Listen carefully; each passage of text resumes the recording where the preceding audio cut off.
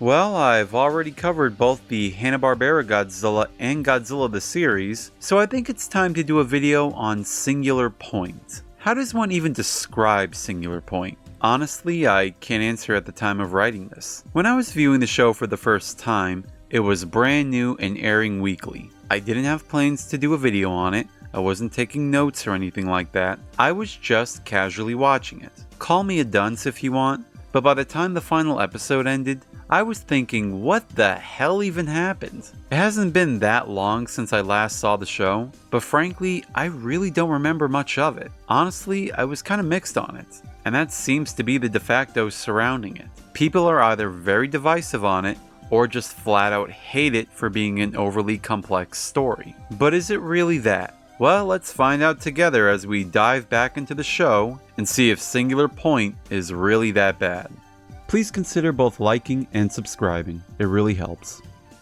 So Godzilla Singular Point originally began its life as the anime trilogy, or should I say it began its life as a TV show, a 13-episode anime series revolving around Godzilla. Shin Godzilla was then released and became a massive financial success, prompting Toho to transform the 13-episode anime into 3 separate films to capitalize on the success of Shin Godzilla, which makes too much sense on why those movies feel like a mess. Though the idea of an anime series was still in Toho's mind, so they started back from square one to try and come up with some ideas. Many treatments were considered, such as placing Godzilla against samurais, revolving a story around high school kids, and even traveling around the world for Goji to battle other creatures. If you want a full detailed documentary on the making of the show, check out the Lost History of Godzilla Singular Point, put out by Monstrosities Tokusatsu. It's an incredible watch if you're interested in the developing process and how the anime came to be.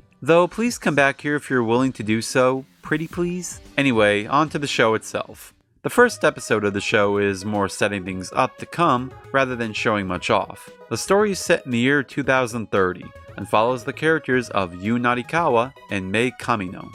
One night, Yoon and his friend Habiru go and investigate an abandoned manor and come across a secret room with a radio that's still active, playing a mysterious song that's said to be from the Showa era. The other side of this story leaves us with Mei, a science major that's filling in for her professor to help act as an advisor for a problem that involves radio waves that Yoon and Habiru discovered. Despite the episode not containing much or hardly any kaiju action, I rather enjoy this introduction a lot. It paints a nice picture on who our 2 leads are, gives us a good sense of mystery to come, and has a nice sense of humor that had me chuckling. It's very laid back, but I really enjoyed this episode. Some may find this as slow pacing, but I find it helpful to know who our cast is. If we're going to be following these people for 13 episodes, I want to know and care about them, and I'm sure they'll grow on me as the show continues. I'm sure they will. Anyway, that's all I have to say. Episode 2.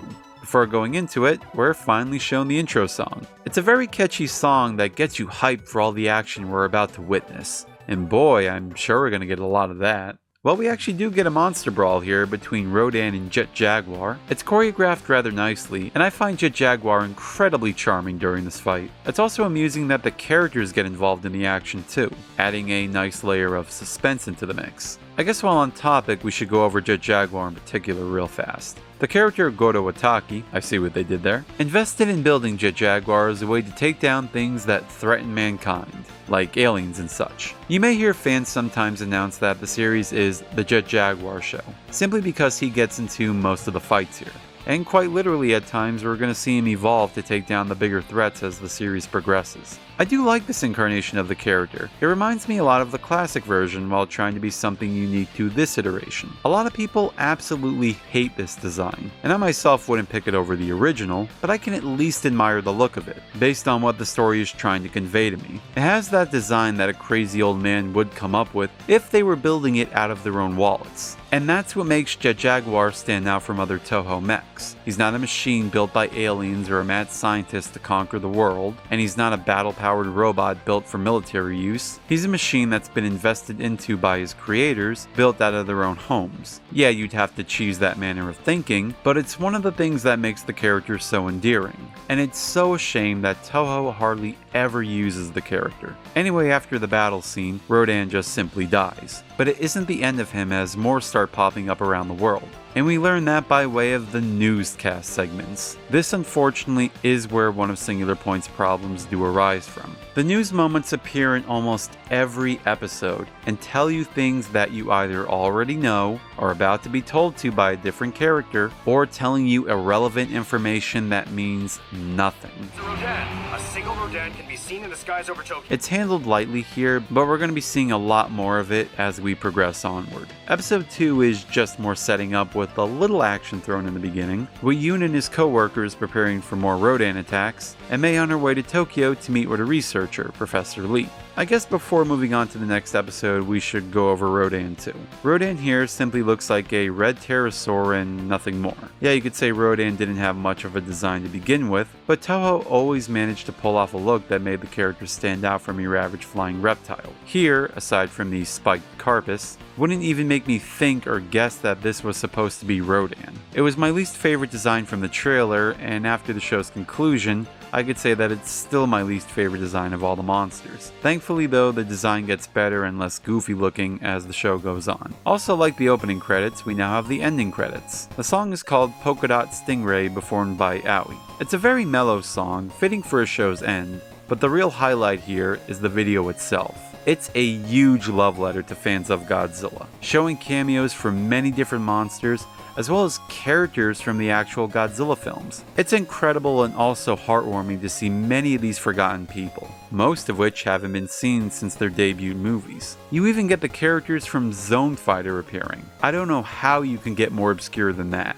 Anyway, I love this ending so much, and if a season 2 does ever come to be, I hope its ending can match both the style and spirit of this one. Episode 3 has even more Rodan now, causing all kinds of trouble and now surrounding themselves with this strange red dust emitting from them. Or not at times. More on this later. The Otaki group decide to take action and get themselves trapped with a small group of people being hunted by the Rodan. The show then becomes something of a horror-themed anime, with even the music by composer Kan Sawada aiding the scary nature of the moment. Then, something kinda silly happens. So back in episode 1, Mei downloaded a free program called Narutake, which is an assistant AI created by Yoon Arikawa that anyone can just freely download. She names her AI Pelup 2 after a dog she once had named Pelup. Anyway, here in episode 3, Mei's trying to find out if her apartment is okay. So she asks Pelup 2 if there's any cameras nearby to view it. The AI ends up controlling a machine that was in the Otaki factory and uses it to go outside and try to view Mei's home. Afterwards, it sees the Rodan attack where Yoon was and aids him in getting away from the Rodan. Either the year 2030 is going to have lousy firewalls and security protocols, or Yoon is just a genius enough to come up with an AI that can just effortlessly hack into any machine and even use its camera fee. Mind you, the AI program is free for the public to download.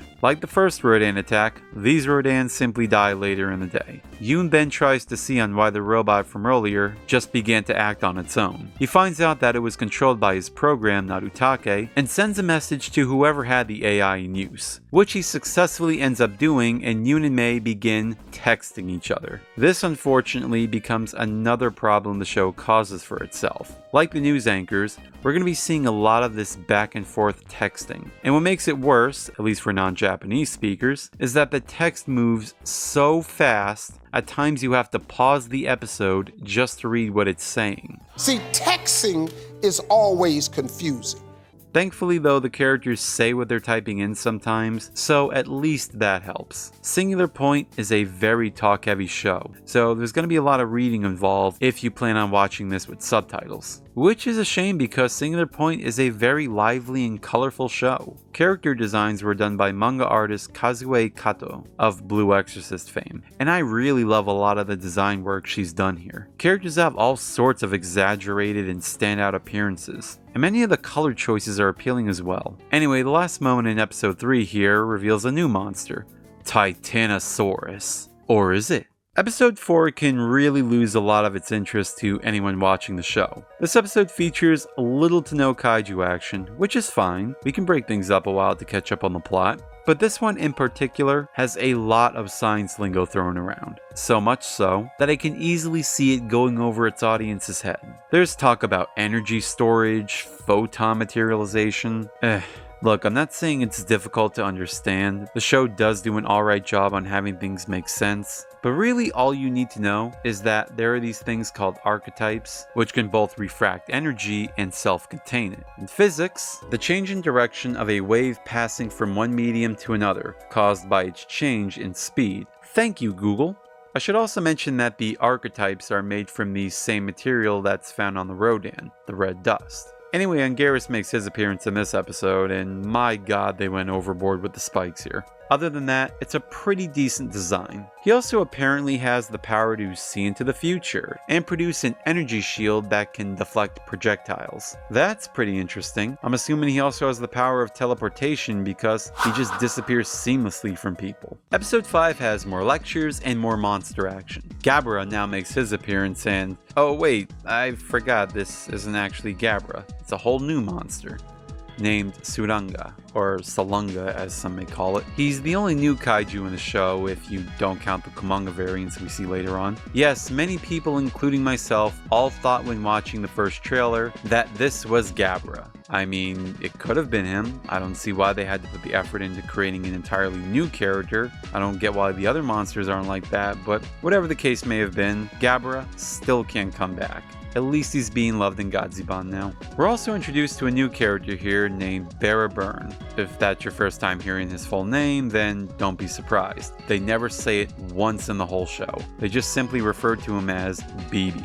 Okay, well, there's a very small mention of his name in episode 12, but it's so easy to miss, and he's not even on screen when they say it. He's part of something led by this woman named Tilda, who's working for a company called Shiva. The Otaki group set themselves up in some grassy fields where Anguirus is said to be spotted, them along with many others looking for the spiky beast as well. Anguirus eventually reveals himself, now looking larger, and begins getting into a fight with Jet Jaguar, who is now on wheels. Episode 6 leads into the fight. Well, after we get some more lectures, of course. Anyway, let's now introduce Michiyuki Ashihara, a scientist that supposedly predicted the monster events that have been occurring recently. He's currently missing, and isn't seen in the show really at all, but as we'll soon find out, he plays a vital role into this whole story. Anyway, Mei finds Ashihara's notes and can't make heads or tails of them, but with a little help from this lady named Kaneko, she comes up with the idea on what Ashihara was trying to write. Disordered Symmetry. Back with the fight, Jet Jaguar manages to win, lose, reference, and win again. Oh, I forgot to mention Pelop 2 has a new robot body. Get used to it because it'll be staying in this thing for a while. It's featureless, boring looking, and quite frankly, I don't care for it.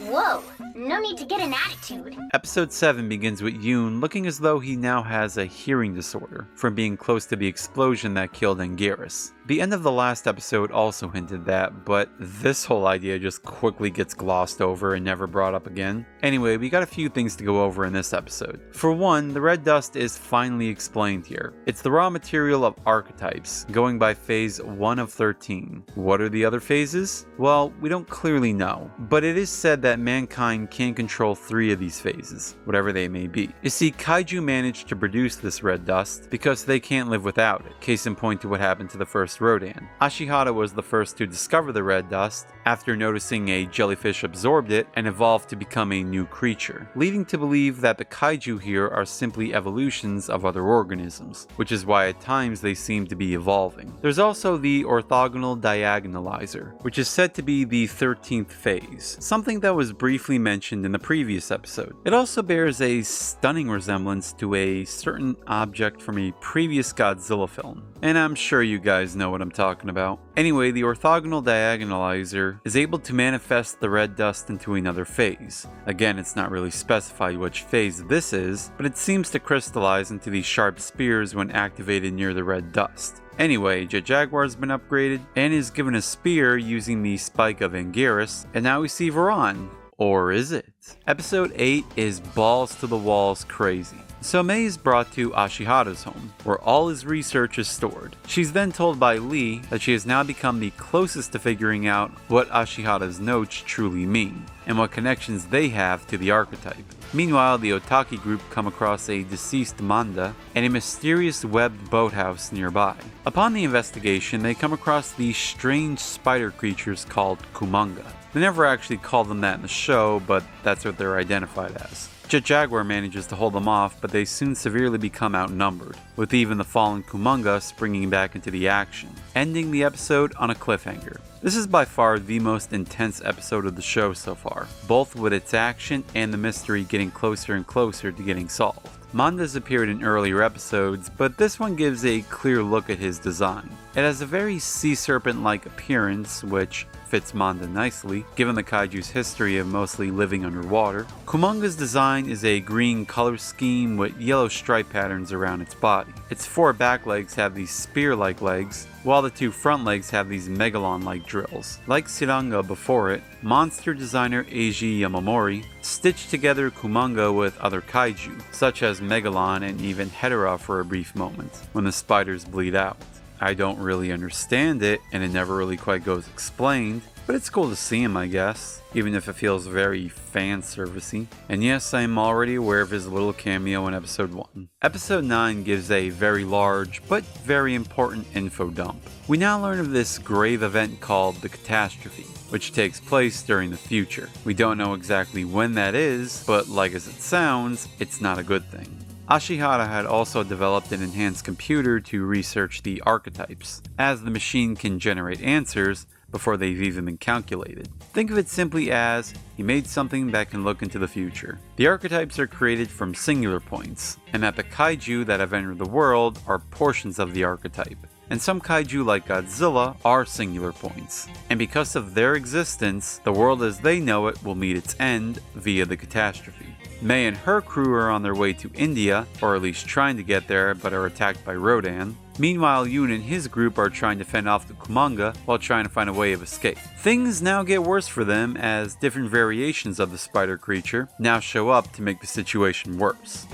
They fly now! I may be jumping ahead here, but in the final episode of the show, there are these insects that resemble the bug creature Meganulon, just chilling on Godzilla as if they're fleas to a dog. I bring this up now because apparently these things are also considered part of the Kumanga evolution, though some sources say otherwise. Whatever the case may be, I just thought I'd bring it up now. Despite the odds being against Yoon and the others, they do manage to get away unscathed, but just barely. Episode 9 is probably my favorite episode of the show so far. If you've been following along to this point, a lot of things start making sense, and there's now this urgent matter that lingers over the heads of our characters. The Kumanga battle also adds a nice diversion from the informational scenes, and gives a lot of great tension that hasn't been around since Rodan raids again. One problem though is that the Kumanga fight scene doesn't really have a purpose to anything, and you can easily skip over it and not know you missed anything. Still, it's a pretty cool part though. Episode 10. Episode 10 I got really confused on. So our last episode left us on somewhat of a cliffhanger, and this one picks up anew. When I first viewed this one, I accidentally thought that I'd skipped an episode. But alas, I didn't. This is really how they structured it. Anyway, Yoon and Habiru return to the abandoned estate from the first episode to try and gather more information on Ashihara's work, to which they find a bunch of squiggles and numbers. Okay, in all seriousness, the numbers are actually dates that have correlation to that of the song from the first episode, leading us to believe that Ashihara wrote and hid the numbers in the song. What does it mean? Well, it leads to a sequence of events in time, including moments that haven't happened yet. Meanwhile, Mei has somehow made it successfully to India. They're really just gonna gloss over on what happened the last episode. Anyway, she meets up with BB's daughter, Lena, who has a really nice character design, but unfortunately she's just a throwaway character who means nothing to the story. Lena takes Mei to her dad, Silung is back and has now evolved. Oh, and Godzilla's here. Finally, right? Now, don't worry. Godzilla has been making small appearances as the show has been progressing, though you can at least say he makes his proper appearance here. By the way, I hate this introduction. I really hate it. And I'll explain why later. Episode 11 opens up with Yoon and Habaru now going back to the observatory, where they notice the place being hijacked, the bones being taken, and Shades is on the scene. Oh, I guess I haven't mentioned this guy yet. His name is Takehiro Kai, who is a journalist working behind the scenes for, come to think of it, I really don't know his role in the story, and quite frankly, I even forgot he had a name. Meanwhile, Mei has finally made it to Shiva, and is on course to the supercomputer that Ashihara built, to see how the catastrophe can be stopped. Problem is, she's not allowed to, as Tilda will not let her and wants Mei to fill in for Lee's position after her sacrifice. Yes, apparently Lee didn't make it during the Rodan assault, though I felt that should have been addressed in the last episode, rather than wait till now to bring that up. Oh well, the show doesn't really seem to care anyway. BB, against Tilda's wishes, plans to get Mei to the supercomputer, which we find out is another singular point. However, the odd-eyed lady is one step ahead of them, though lucky for them, Mr. Steven comes to the rescue. And oh, I forgot to mention this guy too. Okay, well his name is Michael Steven, he works for Shiva, I guess in some way, and aside from unlocking the door for the characters, he contributes almost nothing to the show. Anyway, BB and Michael are staging a coup against Tilda to lose her authority at Shiva. Apparently none of these people liked her to begin with, nor liked the way she was handling things. Also, Shades is here too. Apparently he's working for them too, or something like that, I don't know. Meanwhile, the Otaki group ventured to Tokyo to battle Godzilla, and Jet Jaguar gets an update that reverts him to a baby. Well, I'm sure that won't get annoying. Episode 12 opens, of course, with another info dump. Mei and the others get to the computer. They find out that there was an accident in the area years ago that was part of the catastrophe, an explosion that was caused by Ashihara simply by looking into the future. Thus was the final moment the man was ever seen. Meanwhile, the Otaki group are now teamed up with the military, who are now in possession of an orthogonal diagonalizer. Problem is, there's a code needed for this one, and if failed, the weapon will neutralize itself. Yoon explains that the code will be sent to him at a specific time from Mei, as he's going by the dates that Ashihara wrote in the song. Another problem comes once they realize that they have to detonate the weapon near Godzilla, who is completely engulfed in the red dust, and is now growing bigger by the minute. Back with Mei, we find out that the catastrophe is set to occur in 3 hours. Feeling that there's nothing to do, Pelup 2 manages to somehow travel into the future and come back. Pelup 2 comes back with some of Ashihara's notes, and Mei, being the only person on the planet, discovers from them that the MacGuffin, the orthogonal diagonalizer, can stop the catastrophe. What a twist! Also Mothra cameo. Sort of. Episode 13, the final episode, and the most jarring one at that. So Saranga has finally made it back to Shiva, killing off Tilda, I'm assuming, and now going after the supercomputer where Mei's group is set up. Pelup 2, while swimming in time for some reason, comes across a damaged boat that's categorized as an unfinished task. It was created by Ashihara, but went interrupted during the explosion that was briefly brought up in the last episode. Mei then gets the idea that finishing the task will give them the code, and sets Pelup 2 out to finish the task. How Pelup 2 can do that? Well, what can this thing not do? They're short on time though, as Suranga isn't far from them, and look at that, some more Gabra traits. While on this moment, it's worth mentioning that this episode has some of the kaiju scenes being traditionally animated rather than CG. And they look really good, despite them standing out from the rest of the show. Anyway, Yoon's group are on their way to Godzilla, and do end up getting to him thanks to equipping Jet Jaguar with some flying contraption built off screen. Jet Jaguar and Yoon get closer to Godzilla, however the large amount of Rodan, along with Godzilla himself, are just too much for the duo. And both seems lost on both sides, as there seems to be nothing the characters can do now. However, Pelup 2 literally pulls this thing out of his ass that makes Jet Jaguar grow into a giant and saves the day. Oh, and Pelup 2 also meets Ashihara here, who apparently can't see him, and that's just about that. All that build up to this guy, and yeah, great introduction. Anyway, we finally get our first big kaiju battle of the show. That's if you don't count the 2 little skirmishes skirmishes we got earlier, which I don't see how you could, those weren't really fights. But quite honestly, this isn't really much of one either. Now, the battle only lasts under 2 minutes, and I'm perfectly fine with it not overstaying its welcome, considering we're near the end of the episode, and the writers probably want to tie up all the loose ends here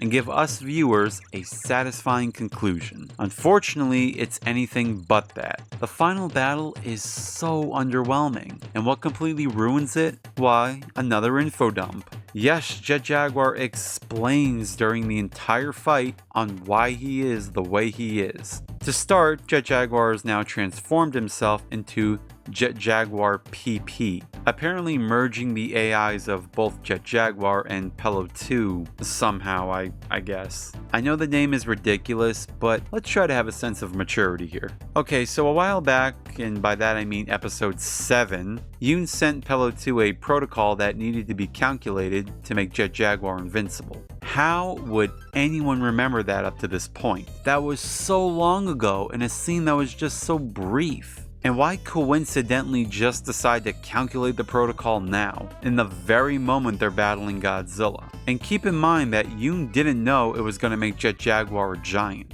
Anyway, Jet Jaguar says that he is the code, and he's somehow a descendant of an AI, and that the song that we've heard from episode 1 was being transmitted by him. And they just throw all this exposition out in one go, and it completely ruins the tone of the fight, because you're trying to take in all this information while a battle is in progress. And if you're reading subtitles, then this is even more work for you to do. It's the fighting scene, for crying out loud. This is the moment you're supposed to just turn your brain off and relax to. It's a shame too, because the music here by Kan Sawada is so good, and you can't even appreciate it. The fight ends with both the giants disappearing, and that's that. How very satisfying. The show then ends with Yoon and Mei finally meeting each other. I don't know if they wanted to meet each other, and personally I don't have any satisfaction with this even happening. Finally, there's an after credits scene. I won't spoil the moment for anyone that hasn't seen it. All I'll say is that I found it very confusing, and I didn't much care for the little fan service moment at the end either. So now, what's the verdict on the show? Well, the anime I personally think had a very strong start, with its introduction to its likable characters, and the subtle mystery that the show had going for it. But as the anime progressed, I found I was slowly losing interest in whatever was going on. Now, one common complaint I often hear about Singular Point is that of the overly complex storyline revolving around the science of the show, where viewers point out that they just get so lost because many of the science lectures in the show were just so confusing to understand. Now, I'm not going to say that isn't a problem, but to quote the science aspect of the show, it really isn't that difficult to understand. It's just the way the show is structured that makes it difficult to read. The writer of the series, To Enjo, is apparently a physicist, with a writing style that's often said to be very reader unfriendly. The man's background is very impressive, graduating from top-tier universities and becoming a science researcher. The man clearly knows his stuff, but as far as telling a compelling story goes, well, I beg to differ. The phrase, show don't tell, is advice often given to writers to better explain things, by having the audience view what's trying to be said so that they can piece it together later, rather than having a character dump exposition off on them. Singular Point takes that advice and completely flips it on its head. The characters in this show love to give info dumps, and often repeat stuff, introduce a new term, or compare what's about to happen to that of classic poetry and literature. It's funny to mention that last part because at one point in the story, BB's laying down his Dante's Inferno knowledge with the soldiers, and one of them comments saying,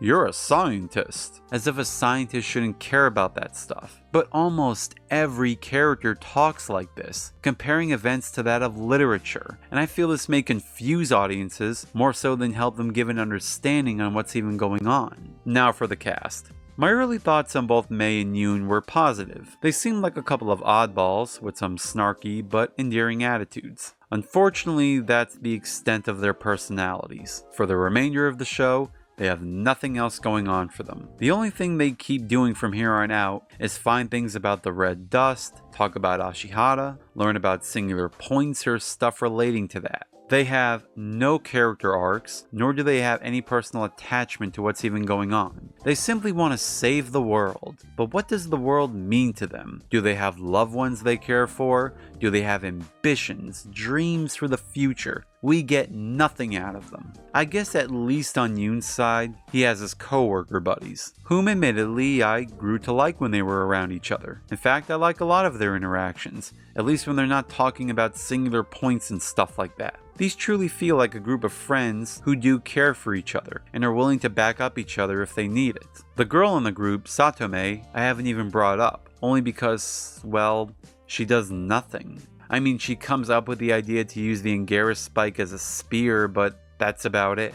And that's a shame too, because she is really cool looking. Unlike Yoon, Mei doesn't go into the story with anybody she personally knows. Her group of companions consists of people and an AI she's meeting for the first time. So she lacks that strong bond that Yoon has with his group. Real fast, I also want to mention Pello too, because this AI seems like a character created solely to do whatever the writers need him to do. Hijacking machines, fixing programs, freaking time traveling. And I'm sorry I sound like a broken record when I say this, but Pello 2 is originally an AI that anyone can just freely download. The rest of the cast I have nothing really to say. Like Yoon and Mei, if they're not talking about the archetype or something like that, then they're not talking at all. I mean, unless they want to compare poetry to it, of course. And some of the other characters with actual personalities are often shoved to the side and contribute nothing to the story. The kaiju I've already spoken about during the episode synopsis. I stated already that I'm not a huge fan of any of the redesigns, but they're not bad by any means. I guess one I haven't elaborated on though is Godzilla himself. Design-wise, he's definitely my favorite of the roster here.